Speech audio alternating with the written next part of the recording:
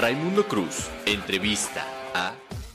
Doctora Laurie Ann, ella es directora general de Salvemos.org, una organización muy importante que se acaba de crear el año pasado, precisamente por este tema de la salud en materia de COVID. Ella es profesora investigadora de microbiología. Buenas tardes, Raimundo, gracias por la invitación.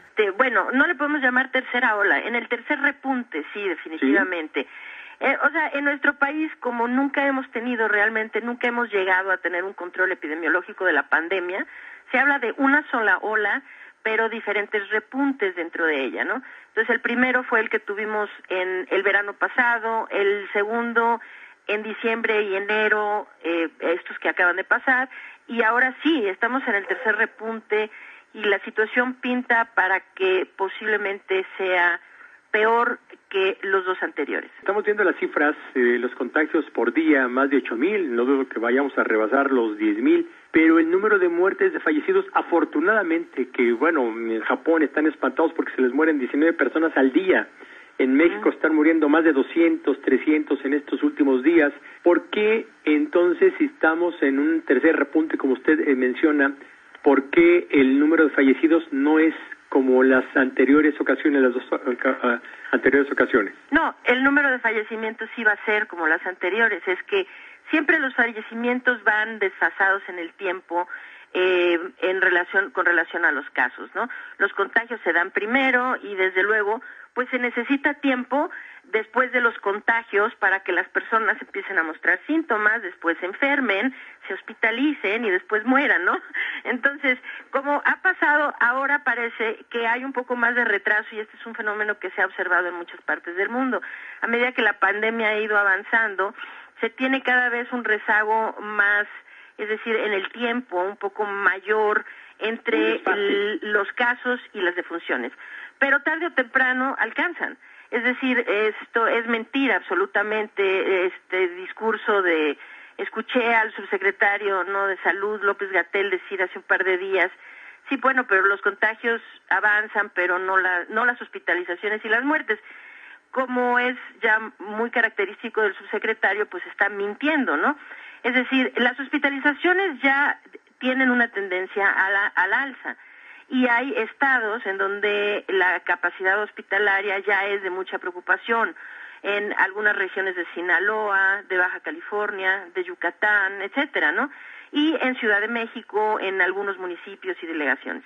Entonces, pues es mentira que no se esté reflejando en las hospitalizaciones o que vaya a ser menos grave lo que se vea en cuanto a hospitalizaciones y muertes.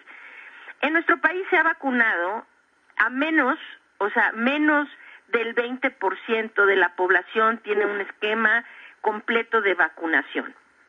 Y aquí en nuestra población ya se propagan de manera predominante dos variantes que son muy, muy preocupantes. La variante Gamma, que es la que ha ocasionado toda la crisis que se está viviendo en Sudamérica, particularmente en Brasil, es la variante Gamma. Esa se propaga de forma predominante aquí en el país, en la región del sureste del país, en la península de Yucatán, en Campeche, en Veracruz, etcétera, ¿no?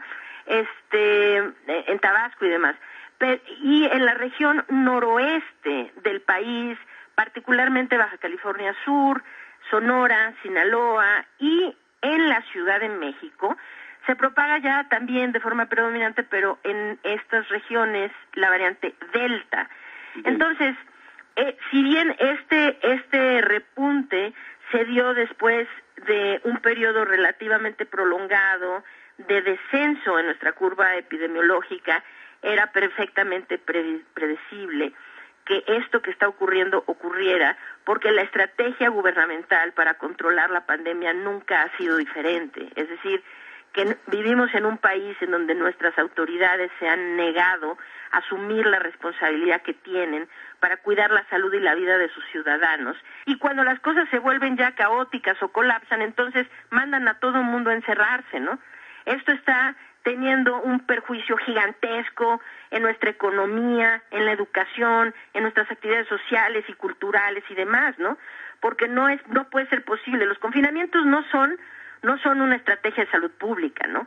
deberían de ser utilizados solo como un último recurso, o los confinamientos no sirven para detener al virus, sirven nada más para tratar de mitigar una catástrofe que ya está ocurriendo, ¿no? La respuesta corta es sí, estamos en el tercer repunte. La velocidad de avance de este repunte es mucho más acelerada que en cualquiera de los dos anteriores, y ya el repunte también es muy evidente aquí en la Ciudad de México. Con la experiencia que tenemos y conociendo ya el proceder de las autoridades, ¿es posible que se cambie de color en el semáforo en la Ciudad de México, la zona metropolitana, desde su óptica? Bueno, desde el viernes anterior, Baja California Sur ya tendría que haber estado en semáforo rojo de acuerdo con los criterios que la propia Secretaría de Salud estableció, ¿no? Para hacer los cálculos de los semáforos. En muchas entidades que se quedaron en amarillo tendrían que haber realmente estado en naranja, incluida la Ciudad de México. Ya tenía el puntaje para estar en naranja y la dejaron en amarillo. Fingieron antes de las elecciones que íbamos muy bien para utilizar las acciones de la pandemia con fines proselitistas, ¿no? Y entonces regresan a todos los niños y a los jóvenes a la escuela, lo que hacen simplemente es disparar todavía más los contagios. Claro. En el momento que las variantes están ya propagándose de forma importante en las comunidades, lo único que hicieron fue acelerar eso, ¿no? Y les duró el gusto, ¿qué? Pues un par de semanas. Pues sí, la Ciudad de México ahorita, no sé cómo está el cálculo para este viernes, de acuerdo con los datos públicos que se ponen con todas las variables, ¿no? que tienen que ser tomadas en consideración para el cálculo del semáforo epidemiológico, pero como mínimo la Ciudad de México sí ya tiene el puntaje desde luego para estar en semáforo naranja. ¿El efecto de las vacunas está haciendo efecto a favor de la población, el que esté vacunado un sector de la población? Sí, indiscutiblemente. ¿Sí? Es decir, la vacunación, contrario a lo que el gobierno quiere decir, porque bueno, el interés del gobierno es evidente que es simplemente cuidar su imagen, ¿no? Entonces, pero hablemos con la verdad. La vacunación sí es uno de los únicos medios que tenemos para finalmente un día llegar al final, ver terminada esta crisis causada por COVID-19, ¿no? Entonces, sí, la vacunación va a ser un remedio permanente al problema, pero la vacunación, contrario a lo que las autoridades quieren decirnos, no es una solución rápida, ni tampoco es una solución absoluta al problema. Lo que hemos visto en todo el mundo es que la vacunación, el efecto sobre el avance de la pandemia de la vacunación es un efecto que se observa más bien a mediano y largo plazo. Esto sí, eventualmente va a dejarnos como más blindados para evitar muertes y hospitalizaciones en repuntes futuros. Pero hoy, así como está la situación, la vacunación no está impactando prácticamente en absoluto sobre el avance de la pandemia. Lo que está es impactando a nivel individual, es decir, quienes ya están vacunados y tienen un esquema doble de vacunación, es decir, ya tienen el esquema completo de vacunación de 2 dosis, estas personas sí, ahora es gente que está en mucho menor riesgo, o sea, mientras que el riesgo no es 0, pero están en mucho menor riesgo de padecer de forma grave la enfermedad y de morir si se llegan a contagiar. Pero hay que tomarlo en su como es, ¿no? Uh-huh. Doctora, usted es directora general de esta organización Salvemos Conciencia. ¿Cómo le ha funcionado? Y la otra, ¿cómo le hace la gente para sumarse? Muchas gracias, sí. Bueno, Salvemos Conciencia, ahora somos una asociación civil sin fines de lucro. Estamos conformados por un grupo de científicos y médicos que tenemos por objetivo simplemente ayudar de forma altruista a la población durante este periodo tan complicado de la pandemia. Hemos intentado montar una plataforma para dar atención gratuita a pacientes, atención temprana por vía remota, a pacientes con COVID-19 para llevar su vigilancia y su tratamiento temprano. Se atendió a miles de pacientes hasta el año pasado.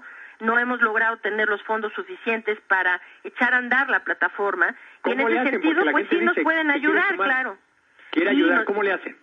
A ver, nos pueden ayudar, vayan a la página salvemosconciencia.org, ¿ok? Ahí está una liga a la página de aportaciones y donativos. Hay 2 maneras como pueden aportar, Y en Donadora tenemos una campaña ahorita precisamente que todavía está vigente de recaudación de fondos. Queremos alcanzar una meta de 750,000 pesos para poder comprar la tecnología de la plataforma y ayudar a la mayor cantidad de mexicanos a sobrepasar este repunte con atención médica de calidad gratuita por vía remota cuando la situación se empiece a complicar. Entonces, si nos quieren ayudar, se los agradecemos inmensamente y esperemos que esto lo podamos devolver a la sociedad mexicana a través de nuestra información, de los cuidados y de la atención que podemos dar a la población. Y también estamos desde luego en todas las redes sociales. En redes sociales estamos en Twitter, en Facebook, en Instagram y en YouTube. Y ahí nos encuentran en todas las redes como Salvemos ORG, todo corrido, Salvemos ORG, es como estamos en todas las redes sociales. Muy buenas tardes, muchísimas gracias, Raimundo. Saludos a todo su auditorio.